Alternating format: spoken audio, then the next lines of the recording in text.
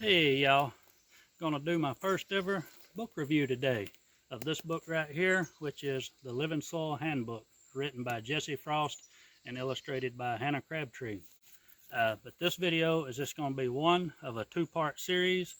I asked my friend Katherine Ivy to also review this exact same book, so as soon as I can I'll put that card up here. The idea is I wanted an unbiased book review, and since I am a fan of Jesse's already and the work that he does, I thought I would bring in somebody else. And I feel like Katherine was a good candidate for the job. Not only is she a great farmer already, but she's read a lot of gardening and farming books, so she has something to base her opinion off of. She knows what to look for. So let's get into the actual book and what it's about. Start out by giving you the full title: The Living Soil Handbook, the No-Till Grower's Guide to Ecological Market Gardening. That's a mouthful, but it really says a lot about what the book is about. So this is a market gardening book that's geared more towards soil health, just like the name implies, Living Soil Handbook. And Jesse's approach to farming is soil health. His idea is if you can achieve a healthy living soil that's full of soil microbes, fungi, worms, nematodes, all of these great things, that plant health, high yields, ultimately profit will follow. And so that's what this book is a guide to, is mostly focused on soil health. I want to clarify that right quick because it may be misleading. This book is about growing plants, and there's a lot of talk of plants and photosynthesis and plant physiology, nutrients, all of that. But what I'm getting at is it usually always ties right back into soil health. So yeah, wanted to clear that up. And doing it in a really, I think, unique way, and a practical way, which I think that's part of what makes it unique. So traditionally, soil health is this really complex, complicated thing. I've listened to soil scientists talk before, and even they don't have it figured out, and it's confusing to them.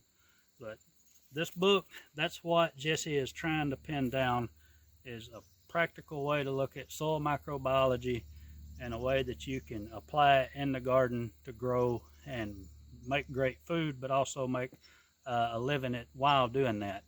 So with that, there's three main parts to the book, and this is how Jesse attempts to explain how to create a living soil. So I'll give you the first three principles to start with. Part one is disturb the soil as little as possible. Number two is to keep the soil covered as much as possible. And lastly, keep it planted as much as possible. And each section you sort of progress from creating your beds up to growing the food, and then lastly the fertilization schemes and harvesting and all of that. So we'll break it down. Now that I've got that out, we'll start talking about each part individually. So part one, disturb the soil as much as possible. This gives you an intro to soil microbiology, sort of the why and the how, and why the things that you need to do and why they're important mostly. And also, this is the groundbreaking chapter or section where it shows different scenarios and different ways to create and make new beds from scratch, going no-till or as least tillage as possible. So that's part one, and that'll get you started. Part two is always keep it covered. Now this section talks about compost and mulches, and I think a lot of people sort of generalize these things, and it's a catch-all phrase, compost or mulch, either one. Sometimes people use them interchangeably, and if you're farming this and you don't know much about that, that can cause you some problems. So Jesse does a really good job in this book of breaking down different types of compost, what their functions are, depending on what you need or what you're trying to achieve.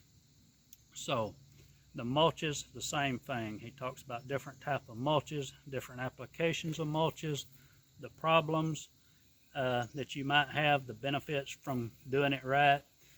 And there's a lot of different scenarios in here, and it's important to me because you can't generalize compost and mulches.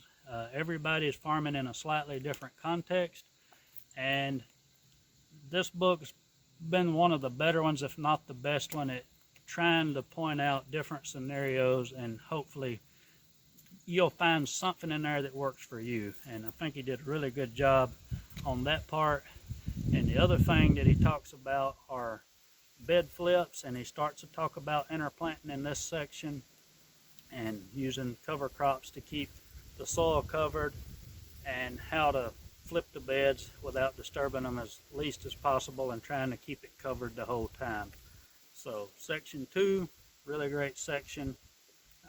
Now on to section 3. So section 3 is always keep it planted, and to me, I think this is my favorite section in the book.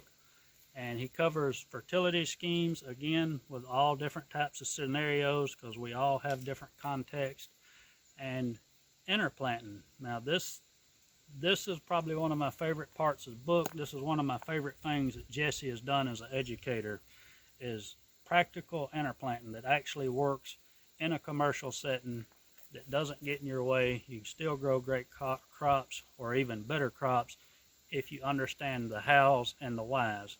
So he gives some different examples of the interplanting, but more importantly explains what to look for, how to make these good pairings, and to ease into it slow.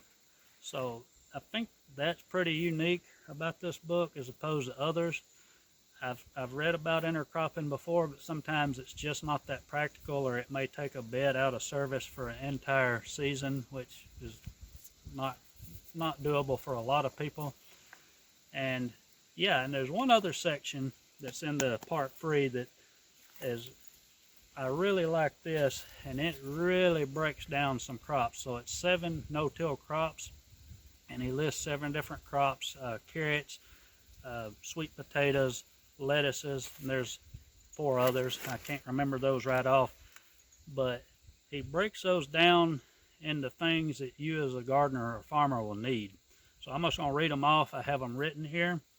So the obvious stuff: seed quantities, varieties, bed prep, weed and pest control, spacing, harvesting, marketing. Those are things that you'll find in other grow books, but this does have, I think, a unique approach to it. And some of these crops I haven't seen covered so much in detail in other books. But the thing that he does put in there that, again, is really unique to this book is the interplanting possibilities. And he's got some different combinations that will really boost your yields or help your crops. And he also has a section in most of the crops that's failures. So Jesse is an experimenter. He's kind of like a mad scientist. He's tried a lot of crazy stuff, and because of that, he's found a lot of good things out, so where he's able to write a book, you know. But he's also had some like really big failures, like where it's called crop loss or crop failures even, and he puts those in there. He's really transparent about it. He doesn't claim to be perfect, which I love that about this book. He comes at this from a standpoint as he is an experimenter. He's made mistakes, and hopefully he's saving you time so that you don't make the same screw-ups. So now for the fun part, my opinion of the book. So if you can't already tell, I love the book. I'm a big fan of Jesse Frost's work.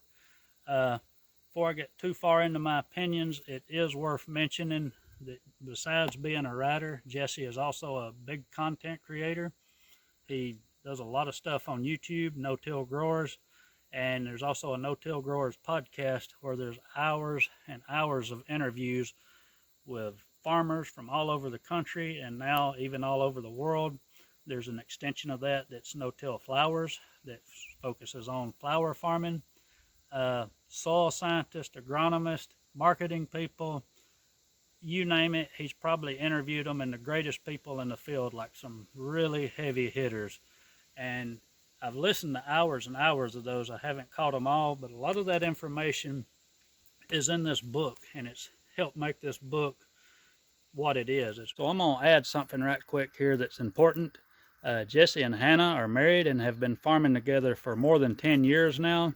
And actually, while they were putting this book together, they were picking a farm up and moving it from one location to the other, which is kind of crazy.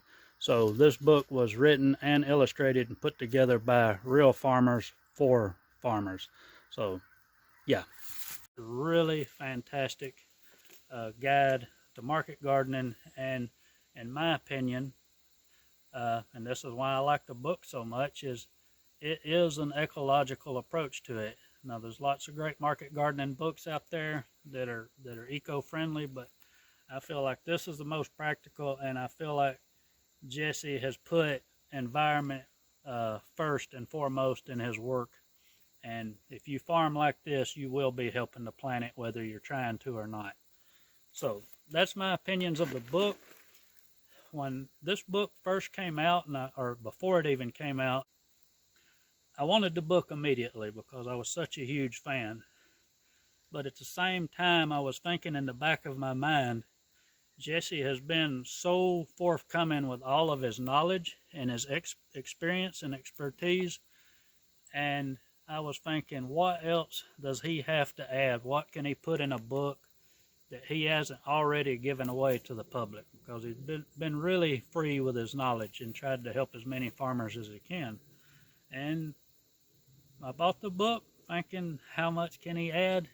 Well, he really put it together. It's really cohesive. It brings all of those ideas together. There's stuff in here that's not on his other content.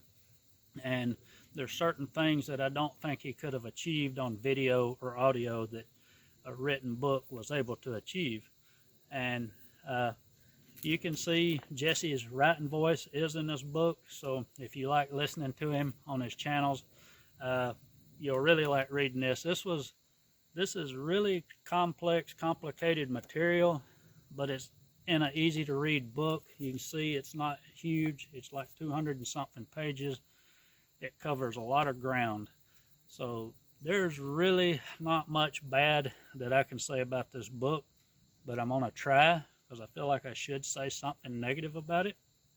One thing that's missing from this book that I really like is I like charts and graphs and things like that, like these flow charts where you can look up a specific crop and a specific yield and all of these things just laid out in a scientific, mathematical manner.